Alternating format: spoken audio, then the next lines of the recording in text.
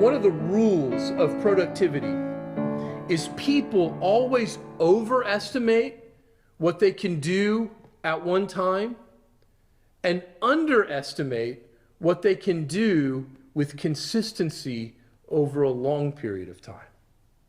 So we think, and I think the classic example of this is the student.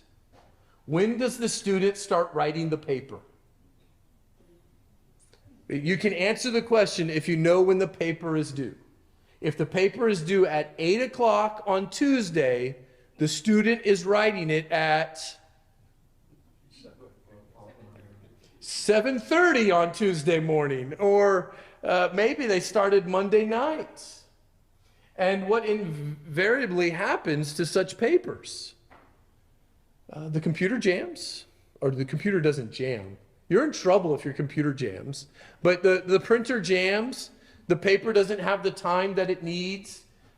If you read any book on writing well, including a book called Writing Well, they tell you you need to do multiple drafts with time separating them. It's amazing. You know, one of the prayer requests is as I'm writing my paper, and I really didn't get to work on it last week. I don't know, I was just kind of lazy last week. So I started reading something. I was like, who wrote this? This is awful. I don't even know what, there was the number 10, and I'm not sure why it was there. I had to figure out what word was supposed to go there. But of course, when I wrote it, I knew exactly what I wanted to say, and reviewing it right away, it takes time. Students cramming at the last minute for a test. They might pass that test, but they're not going to remember the material.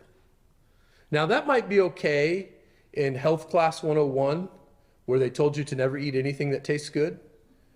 But when we're talking about the Word of God, and you know, it's interesting, when's the test? When are you going to be tested on your knowledge of the Word of God? When is the exam coming?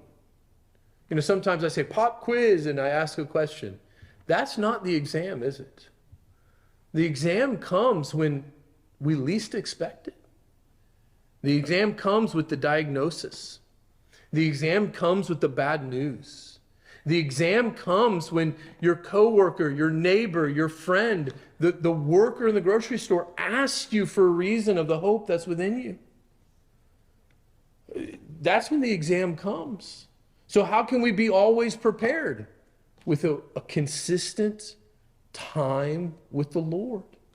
And of course, coming to things like Wednesday night are a good step in that direction, and thinking about it and talking about it and working through it together.